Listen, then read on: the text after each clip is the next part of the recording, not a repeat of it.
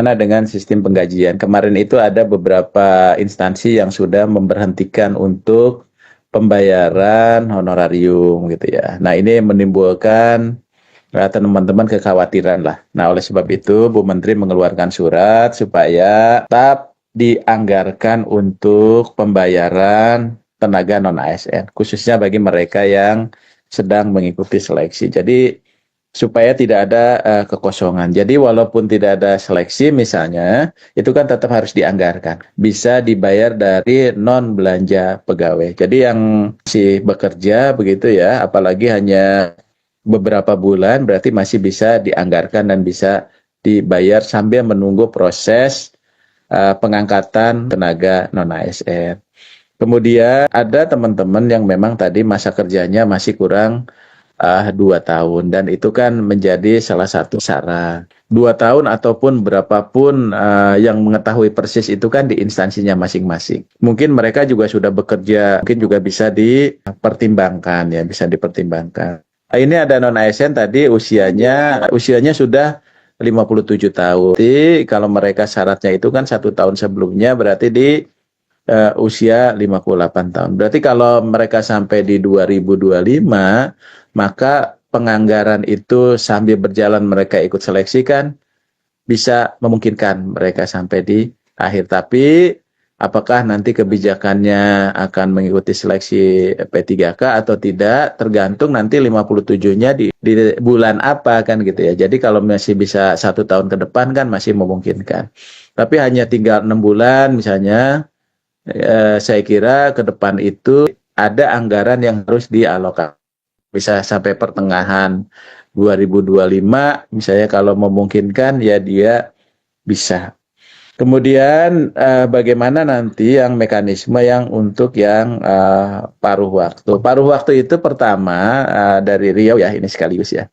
Yang pertama, paruh waktu itu pertama dia tidak terpenuhnya formasi, sehingga ada 10 tapi yang mendaftar 15, berarti kan yang 5 tetap juga lulus. Tapi dia paruh waktu, dia akan diberikan NIP, tapi penggajiannya belum gaji P3K, tapi dengan penghasilan yang mereka terima saat ini. Tapi tetap di SK-kan seperti biasa. Baik Pak Aba, terima kasih atas tanggapannya, pertanyaannya semoga menjawab seluruh pertanyaan yang juga mungkin ditanyakan oleh masing-masing instansi. Kemudian selanjutnya pertanyaan akan ditujukan pada Pak Suharmen.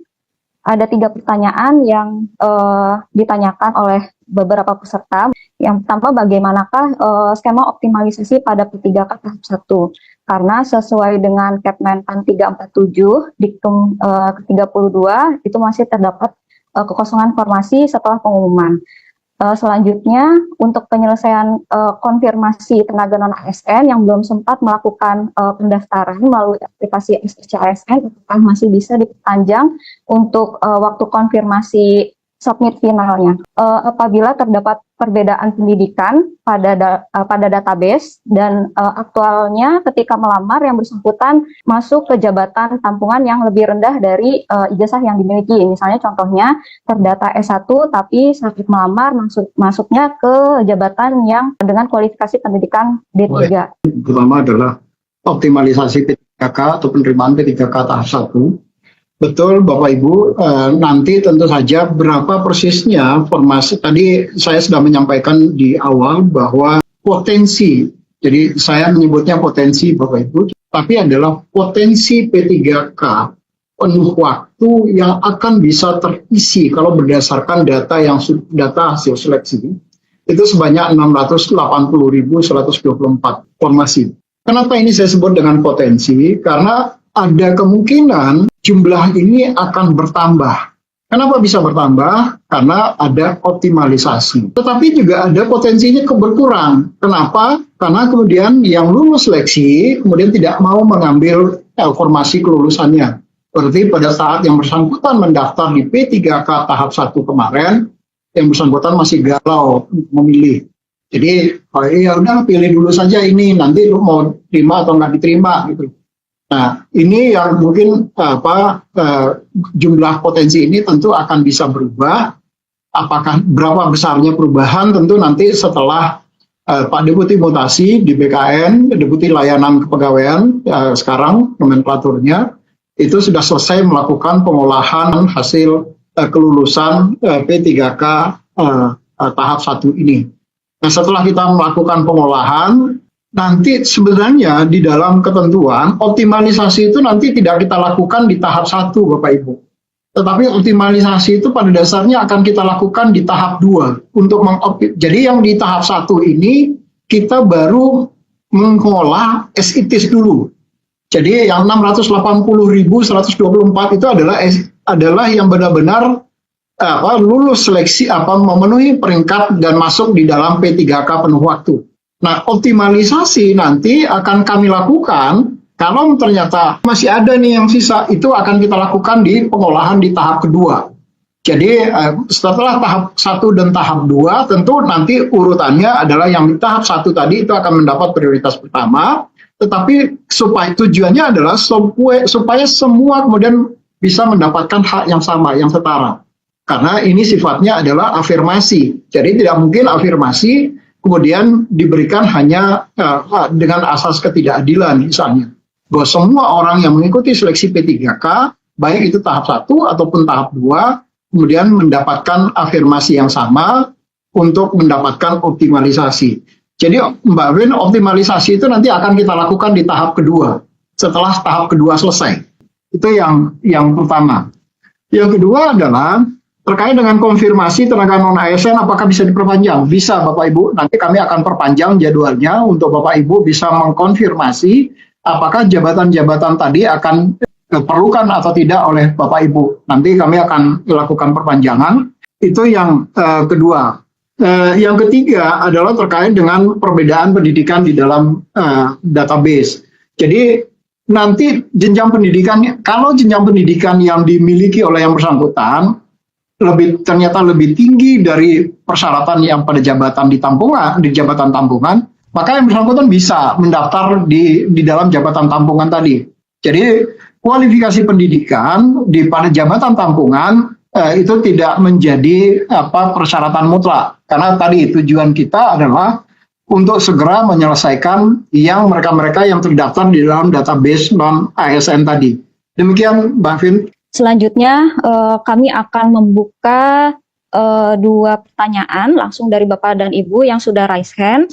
Yang akan kami tanyakan adalah, kita tahu bahwa Undang-Undang 20 tahun 2023 atau Undang-Undang memang tidak boleh lagi bisa melakukan pimpinan kontrak P3K atau kontrak tenaga non-ASN tahun 2025.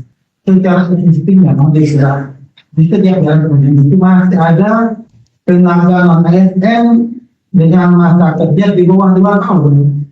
Mungkin bisa langsung ditanggapi oleh Pak Abah. Mungkin tadi sudah sedikit dijelaskan bahwa non-ASN yang kurang dari 2 tahun ya bagaimana penganggarannya di tahun 2025 nanti pasca seleksi P3K tahun 2024 ini selesai.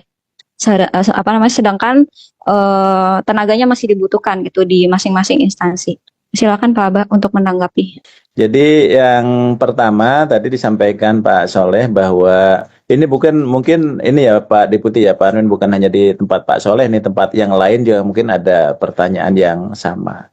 Jadi dilemanya itu dulu kita memang punya aturan bahwa terkait dengan P3K itu dipekerjakan karena pengalamannya, bukan hanya semata-mata karena kompetensinya dia bekerja, karena keahliannya, tapi juga karena pengalaman dia bekerja. Nah, pengalaman itu bisa dihitung di mana-mana sebetulnya. Tidak harus dia bekerja di tempat itu misalnya. Jadi kalau diakumulasi misalnya pengalaman yang bersangkutan itu memungkinkan untuk bekerja. Ya, jadi silakan diakumulasi aja Pak Soleh gitu apabila memang tadi ada pengalamannya misalnya yang hanya kurang 1 bulan, 2 bulan, mungkin dia pernah bekerja di tempat kurang lebih yang sama gitu jenis pekerjaan dan kompetensinya gitu ya, mungkin nanti bisa dipertimbangkan juga ya. Nah kemudian yang kedua nanti terkait dengan bagaimana apabila mereka tidak bisa masuk, kemudian penggajiannya seperti apa kan gitu ya.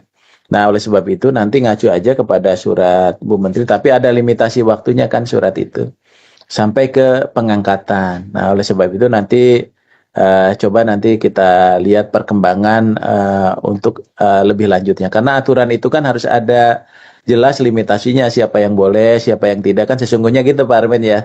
Kita bikin 1 tahun, ada yang kurang 1 tahun, kurang sebulan, ya gitu. Dibikin 11 bulan, ada yang 10 bulan. Itu nanti Pak Harman nggak pulang-pulang ke Sumatera Barat gitu ya. Nah oleh sebab itu kalau menurut saya ya nanti coba kita lihat ya konsekuensi dari sistem seleksi ini kan, sistem seleksi ini kan cukup terbuka ya. Artinya ruangnya itu sudah cukup besar. Tapi yang lebih penting adalah paling tidak sampaikan Pak Deputi tadi, kita menyelesaikan yang sisanya yang 300.000 sekian, itulah yang paling utama dulu kita beresin ya, sesuai dengan komitmen kita bagi mereka yang ada dalam database. Tapi memungkinkan juga tadi kalau memenuhi syarat dia daftar, paling kurang dia nanti jadi P3K paruh waktu. Yang penting kan jadi P3K sehingga tetap teman-teman bisa dibayar sesuai surat Bu Menteri, paling kurang dibayarnya melalui non belanja pegawai dari kegiatan gitu. Ini kan pada dasarnya yang tahu persis kebutuhan di masing-masing instansi itu kan adalah Bapak Ibu. Walaupun memang dari sisi regulasi atau cara pengadaan calon aparatur sipil negara ini tadi sudah disampaikan oleh Pak Deputi SDMA bahwa memang diatur sekurang-kurangnya 2 tahun. Tapi kalau jabatan itu memang kemudian tidak ada dan sangat tergantung pada yang bersangkutan, dan yang bersangkutan masih katakanlah baru bekerja, sudah bekerjanya baru 1 tahun 8 bulan misalnya, atau baru 1,5 tahun misalnya, ya di guru di daerah katakanlah di daerah 3T, yang kita juga kemudian mengalami kesulitan untuk bisa mendapatkan guru di wilayah itu, dan karena prioritas kita adalah pertama untuk pelayanan dasar, guru dan tenaga kesehatan. Kalau kita kemudian langsung mengatakan tidak boleh, nanti akhirnya kan tidak ada yang mengajar di wilayah itu. Nah, yang akan menjadi korban tentu nanti adalah anak-anak kita di sana. Jadi untuk hal-hal yang seperti itu tentu karena seleksi administrasi itu adalah kewenangan Bapak Ibu di instansi, sepanjang Bapak Ibu kemudian mengatakan bahwa ini diperlukan, maka tentu nanti yang bersangkutan akan diikutkan di dalam seleksi. Hanya saja karena di dalam proses seleksi ini kami mohon izin Pak Deputi SDMA, karena di dalam proses seleksi ini kita akan diaudit oleh teman-teman di Badan Pemeriksa Keuangan. Mungkin kalau ada kasus-kasus seperti tadi disampaikan oleh Pak Sekda, apakah kemudian misalnya instansi perlu bersurat nggak ke Bu Menteri misalnya untuk mendapatkan supaya nanti pada saat kita diaudit oleh BPK, maka ada justifikasi yang kemudian bisa kita sampaikan ke teman-teman di BPK. Sehingga kita kemudian tidak menjadi temuan di dalam proses penerimaan calon aparatur sipil negara di 2024 ini. Supaya kita kemudian tidak melanggar peraturan yang lebih tinggi di atasnya.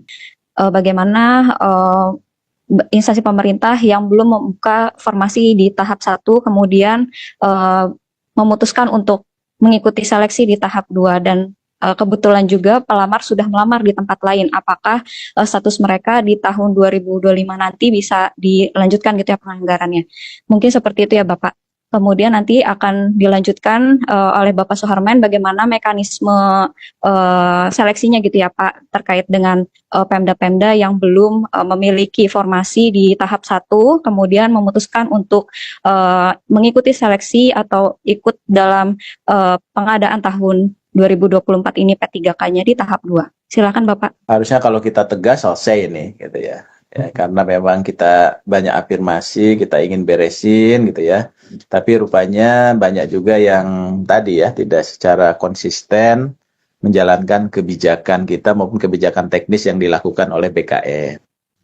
Jadi seharusnya periode 1 itu kalau ingin memberikan kesempatan yang seluas-luasnya, itu kan dampak mereka mendaftar ke tempat lain karena dia butuh kepastian ya, sehingga mereka daftar.